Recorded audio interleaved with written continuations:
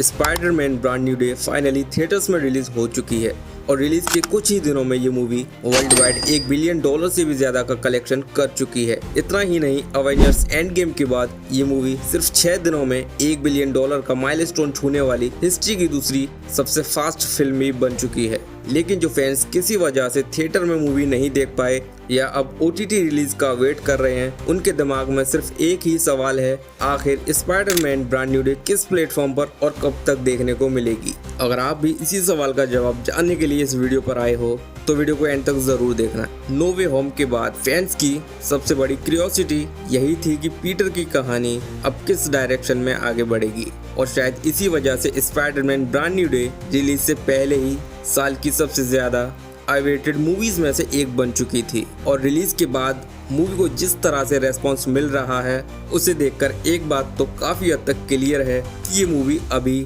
Theatre में काफी लंबे समय तक चलने वाली है। और हॉलीवुड में आमतौर पर जब कोई मूवी थिएटर में अच्छा परफॉर्म कर रही होती है तो स्टूडियोज उसे जल्दी OTT पर रिलीज नहीं करते।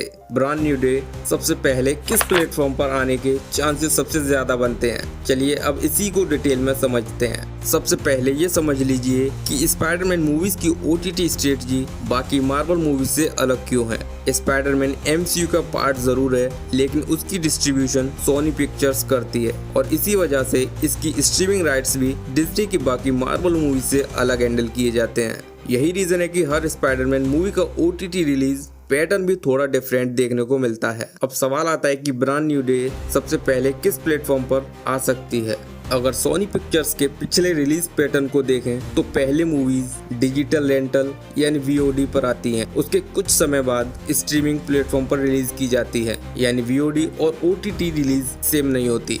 अब बात करते हैं OTT रिलीज विंडो की। फिलहाल सोनी पिक्चर्स ने ब्रांड न्यू डे की ऑफिशियल OTT रिलीज अनाउंस नहीं की है। साथ ही कंपनी ने ये भी कंफर्म नहीं किया है कि मूवी इंडिया में सबसे पहले किस प्लेटफॉर्म पर स्ट्रीम होगी। लेकिन अगर सोनी के पिछले पैटर्न और मूवी के करंट थिएट्रिकल परफॉर्मेंस को देखा जाए तो जितना देर ये मूवी थिएटर्स में स्ट्रॉन्ग परफॉर्म करेगी उतनी ही देर इसकी स्ट्रीमिंग रिलीज भी आगे जा सकती है। इसी वजह से फिलहाल अक्टूबर के एंड से नवंबर के बीच डिजिटल रेंटल पर आने के चांसेस काफी ज्यादा लग रहे हैं। वहीं अगर स्ट्रीमिंग रिलीज की बात करें तो इंडिया में दिसंबर के एंड या 2027 की शुरुआत तक वेट करना पड़ सकता है। हाँ, ये ऑफिशियल डेट नहीं है बल्कि अब तक के पैटर्न के बेसिस पर एक्सपेक्टेड टाइमलाइन है। प्लेटफॉर्म की बात करें तो इंडिया में सोनी पिक्चर्स की पिछली हॉलीवुड मूवीज को देखते हुए नेटफ्लिक्स एक स्ट्रॉन्ग पॉसिबिलिटी माना जा रहा है, लेकिन जब तक सोनी की तरफ से ऑफिशियल अनाउंसमेंट नहीं आती तब तक इसे फाइनल कंफर्मेशन नहीं माना जा सकता।